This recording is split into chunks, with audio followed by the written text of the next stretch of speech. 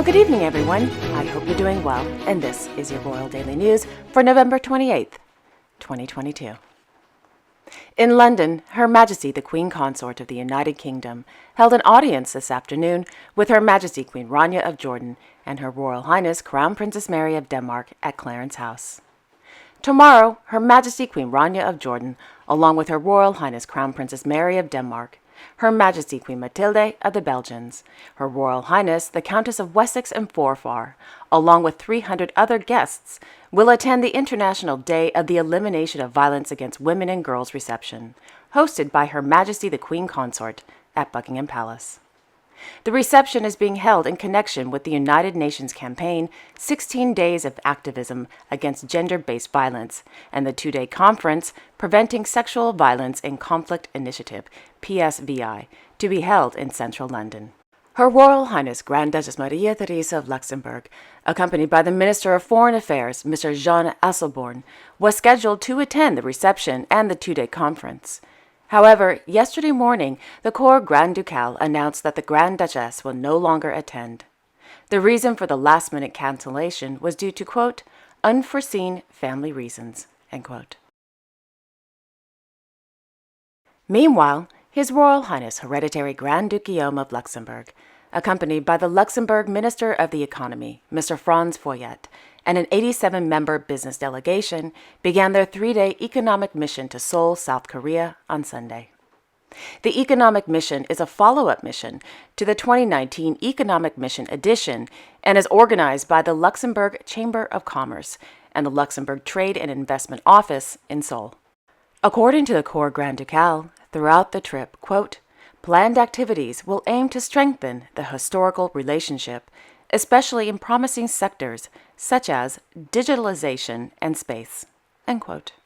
Prior to the myriad of meetings in the coming days, the Hereditary Grand Duke and Minister Foyet had a chance to do a bit of, sightseeing. Yesterday afternoon, the duo visited the 14th century Gyeongbokgung Palace. Rebuilt after the Japanese invasion in the 16th century, the palace is the oldest and largest in South Korea. The cute, historic palace played quote, an important role in the development of Korean architecture over the centuries. The unique residence and garden, a landmark in Korean history, has been a UNESCO World Heritage Site since 1997, according to the Cour Grand Ducal. In Luxembourg City, His Royal Highness Grand Duke Henri of Luxembourg attended the inaugural concert and blessing ceremony of the newly restored Hauptrieger symphonic organ at the Cathédrale de Notre-Dame du Luxembourg. Last April, the Grand Duke visited the cathedral to view the ongoing restoration of the organ. The historic organ has 6,000 pipes and 102 stops and is considered to be the most prestigious organ in the country, having accompanied the most memorable Luxembourg ceremonies, such as weddings, the octave, and the Te Deum during National Day.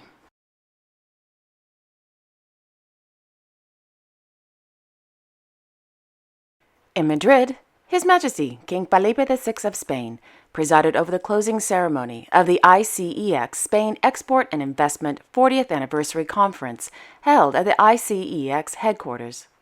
The theme of this year's conference was Thinking About the Future. Prior to attending this afternoon's exciting conference, His Majesty the King held an audience with representatives from the International Chamber of Commerce, ICC, and the ICC Spain at Palacio de la Zarzuela. The representatives of the International Chamber of Commerce are in Spain to attend the celebration of the ICC Iberian Arbitration Day 2022, held under the theme Look to the Past to Improve the Present and the Future, Trade and Peace. While His Majesty the King was holding an audience, Her Majesty Queen Letizia of Spain attended the 10th edition of the Summit of Women Lawyers, held at the Auditorio Caja de Música at Palacio de Cibeles. The summit, organized by the Madrid Bar Association through its Delegate Commission for Equality, Diversity, and Inclusion, and held under the theme Normalizing Equality, a Shared Effort, aims to raise awareness of the importance of participation of all society and institutions in achieving real and effective equality between men and women. In Amsterdam, Her Majesty Queen Maxima of the Netherlands presided over the presentation of the 2022 Prince Bernhard Culture Fund Prize ceremony held at the Strat Museum. Established in 2010, the prize is presented to an individual or organization that has made an outstanding contribution and/or long-standing commitment in the field of literature, virtual arts, e-culture, visual arts, music, dance, theater, history, nature conservation, or conservation of monuments. Along with the prize, the winner receives 100,000 euros. The winner of the 2022 Prince Bernhard Culture Fund Prize went to the Anne Frank House and Foundation. According to a press release, the Anne Frank House and Foundation received the award for their, quote, decades-long commitment to drawing attention to Anne Frank's life story and ideas in a creative and inspiring way. In addition, the foundation aims to point out the dangers of anti-Semitism, racism, and discrimination, and to tell about the importance of freedom, equal rights, and democracy. End quote. In Amman, His Royal Highness Crown Prince Al Hussein bin Abdullah II of Jordan, deputizing for His Majesty King Abdullah II of Jordan, the Supreme Commander of the Jordan Armed Forces Arab Army, accompanied by His Royal Highness Prince Faisal bin Al Hussein of Jordan and His Royal Highness Prince Murad bin Rad of Jordan, attended the graduation ceremony of the 4th Regiment of Future Knights Officers at the Royal Military College. Meanwhile, at Al Husseiniya Palace, His Majesty King Abdullah II of Jordan held an audience with the chairman of the Presidential Leadership Council of Yemen, Dr. Rashad Mohammed Al-Alamini. During their meeting, His Majesty the King underscored the importance of ending the crisis in Yemen in a manner that safeguards the nation's unity, stability, and territorial integrity, noting Jordan's support for efforts to extend the truce. Discussions also covered the deep-rooted ties between Jordan and Yemen, as well as the latest regional and international developments. The two sides also agreed to maintain coordination and consultation on issues of mutual concern in service of shared interests and Arab causes. Yesterday morning in Doha, Her Highness Sheikha Moza bint Nasser of Qatar, as chairperson of the Qatar Foundation, along with Her Highness Sheikha Hind bint Hamad Al Thani of Qatar, attended the launch of the Street Child United's 1 Million and One campaign held at Education City. The 1 Million and One is a global campaign to, quote, secure birth registrations for 1 million and one children living in street situations worldwide, end quote. In Monte-Carlo, His Serene Highness Prince Albert II of Monaco and Her Royal Highness Princess Caroline of Hanover attended the 2022 Day of the Mediterranean Symposium held at the Musée Océanographique de Monaco. Established in 2021 by the Union for the Mediterranean, the purpose of the Day of the Mediterranean is to, quote, create an annual unique momentum to provide strengthened visibility to the positive stories in the Mediterranean, as well as the efforts undertaken by all the organizations and stakeholders that work daily to enhance cooperation and integration in the area. It aims at encouraging the organization of events, the launch of initiatives, as well as leverage media attention. The Day of the Mediterranean also aims at fostering a common and shared Mediterranean identity.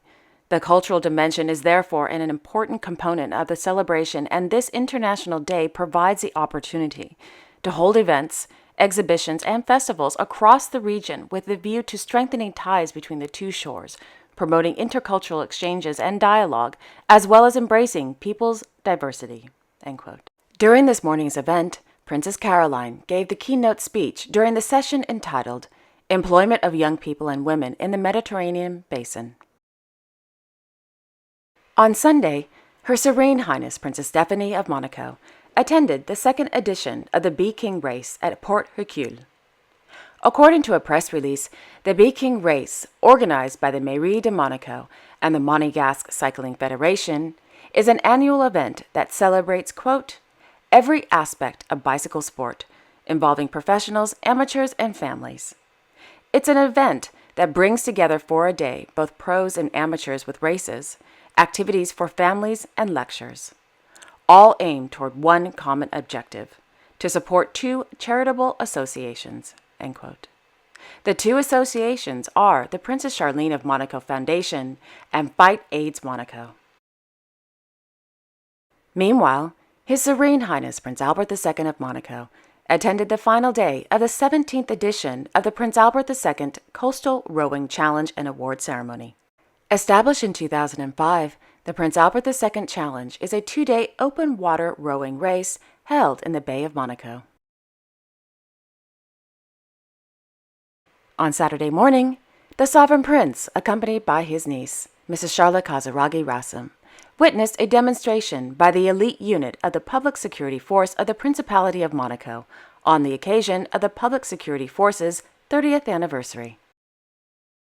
In Bangkok, His Majesty King Rama X and Queen Soothida of Thailand, accompanied by Her Royal Highness Princess Sirivannavari of Thailand, attended the Royal Bangkok Symphony Orchestra concert held inside the National Theatre at the Thailand Cultural Center. The concert, entitled Royal Consort, Orchestral Compositions by Her Royal Highness Princess Sirivannavari, who is patron of the RBSO, was held in celebration of His Majesty the King's 70th birthday, even though it was back in July.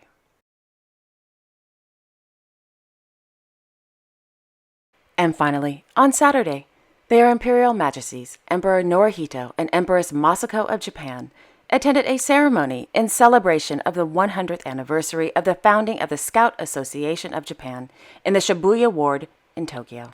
In his speech to the attendees, Emperor Naruhito said, quote, "I would like to pay deep tribute to the association for having earnestly performed its duties in the sound development of young people for 100 years." End quote. And there you have it. Thank you all so much for watching. I really appreciate it. I will be back tomorrow on Tuesday, November 29th with all the latest royal news. Until then, I wish you all a wonderful Monday evening and a great day tomorrow. And don't forget to like, share, and subscribe. Okay, take care, everyone. I will see you all tomorrow.